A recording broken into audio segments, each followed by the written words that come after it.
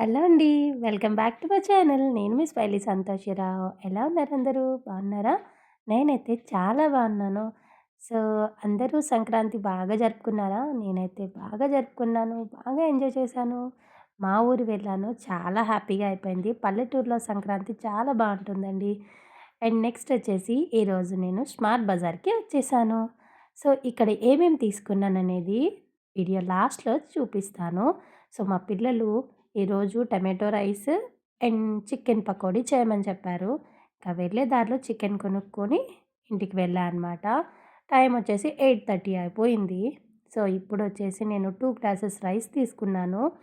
దానికి 4 ఆనియన్స్ తీసుకున్నాను, 4 టమాటోస్ తీసుకున్నా అండ్ 5 పచ్చిమిర్చి తీసుకున్నాను. తర్వాత ఇది మసాలా అండి. ఈ మసాలా నేను ఇంట్లోనే చేసుకున్నాను. నార్మల్‌గా మనం బిర్యానీకి వాడతాం కదా! అవన్నీ తీసుకొని గ్రైండ్ చేసుకున్నాననమాట.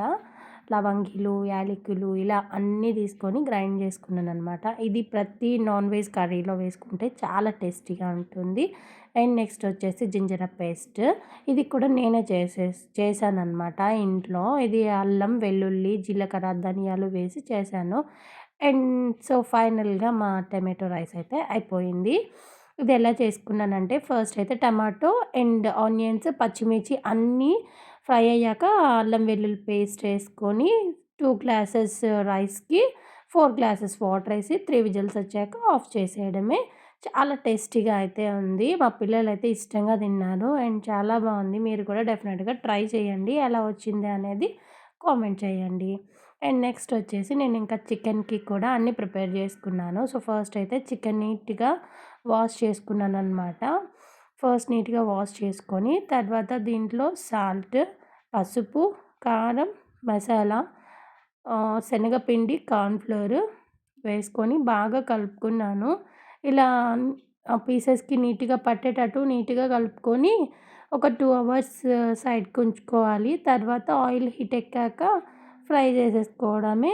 చాలా టేస్టీగా ఉంటాయి. లో ఫ్లేమ్‌లో పెట్టి ఫ్రై చేసుకుంటే బావుంటాయన్నమాట. లేదంటే హై ఫ్లేమ్‌లో పెడితే పైనంతా ఈ క్రంచీగా అయిపోతే లోపల బాగుండదు. అది. అండ్ నా చిట్కాలు చూసారా? వెంట వెంటనే ఇంకా వేడి వేడిది పెట్టు మమ్మీ అని చెప్పి ఫుల్‌గా తినేస్తుంది. చాలా బావుందంట. మీకే చెప్తుంది. అండ్ నా పెద్ద కూతురికి కూడా చాలా బావుందంటుంది. సో, మీరు కూడా డెఫినెట్‌గా ట్రై చేయండి. సో, నేనైతే ఇంకా చూసారు కదా! ఇవి తీసుకున్నాను స్మార్ట్ బజార్‌లో.